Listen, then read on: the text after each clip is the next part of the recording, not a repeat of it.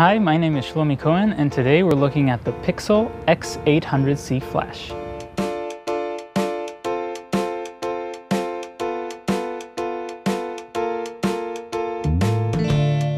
Alright, so this is a brand new flash from the company called Pixel. They have a lot of photography related products and they already have a few flashes on the market, but today they have a new flash called X800C. The C stands for Canon, not for Nikon yet, but I am sure there will be a version soon for Nikon. This flash supports TTL, supports high-speed sync, and it also has a built-in radio trigger, and it could also be a master and also can be a slave. This means you can put this camera on your flash and control other flashes around the room without having to have eyesight between the flashes.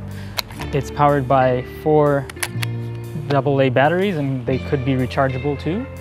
This flash head zooms to 200 millimeters. It means it could give you a very narrow beam of light. It has a guide number of 60. It means it's also very strong. It has the same head of the Canon 600, but a smaller body. This means that it's slightly more portable, and that's very nice. And of course, you get this wide panel and a bounce card. Pixel have their own interface, and it's actually very intuitive. On the left side of the interface, they have all of the remote functions, and on the right side, they have all of the custom functions.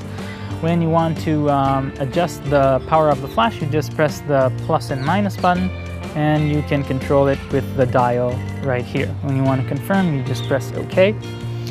And it also has a very quick recycle time. Basically, they state that they have 2.5 seconds of recycle time when the batteries are fresh.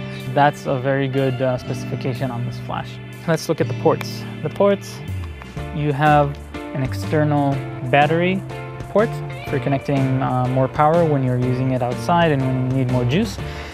They have a USB port for firmware updates, and that's a very good feature, because if something ever happens and it's not compatible with newer cameras, they can always just send you the firmware and you just install it from your desktop. It has an AF assist light. The AF assist light is a laser beam. It's just like the Yongnuo flashes. Personally, I don't like it so much because it is not safe for human eyes, and it could basically blind you eventually.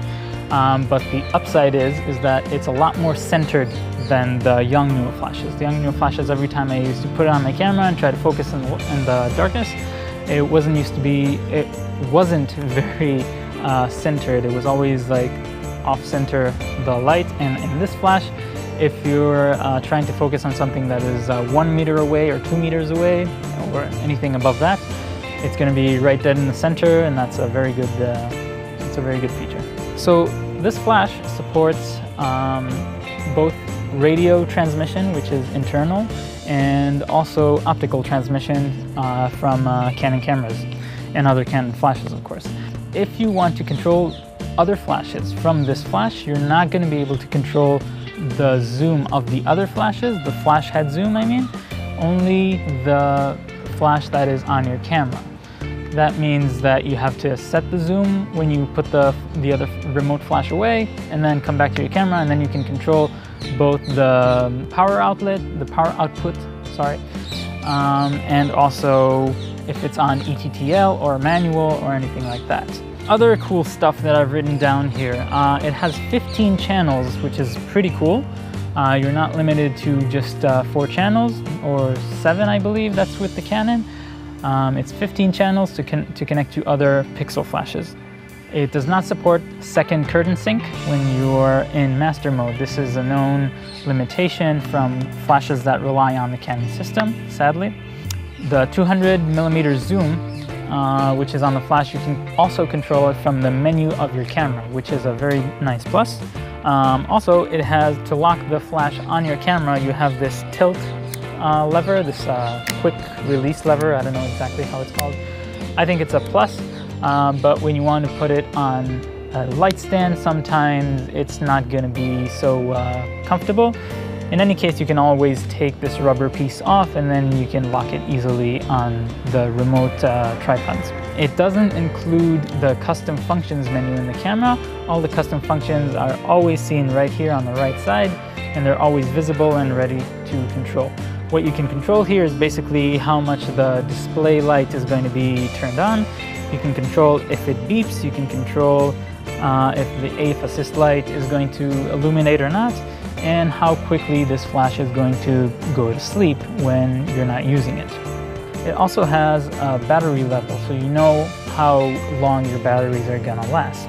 It's a very, very important feature that you don't see on a lot of other flashes. Other features of this flash is that it has a button for locking the head. If you want to tilt it, or if you want to tilt it, it can't move unless you press this button, and then you can turn it or tilt.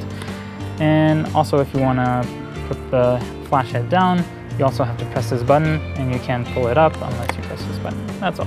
You can control this flash with an external trigger from Pixel. It's called the King Pro TTL. It's a little bit more expensive than other competitors, but it's a good trigger. I haven't reviewed it yet, but I've heard that it's a good trigger. And also, if you don't want to buy the trigger, you can always control other flashes right from this flash that's going to be on your camera. If you're using Yongnuo 622 flashes, this flash is not going to work with them. It's going to trigger, and it does work with ETTL, but you cannot control the power of this flash or the state of the high-speed sync, or if it's on manual or ETTL. It just fires, and it also works with TTL and high-speed sync, but you can't control anything from your camera. So if you're using those triggers, just know that you have a limited control with this flash. Basically, that's pretty much it. It's a very nice flash. I tried it in an event, and the ETTL exposure was pretty good. I had absolutely no problems with it. Didn't see any overexposures or underexposures, so TTL exposure is pretty dead on. I believe that this concludes the review of this flash. If you have questions, feel free to ask me right down here in the comments, or send me a private message, and I'll try to answer as much as I can. Basically, I recommend this flash. It's a very nice flash, and it just works great. You know, I didn't have any problems with it, so give it a try. And that's it. Thank you for watching. My name is Shlomi Cohen. Bye for now.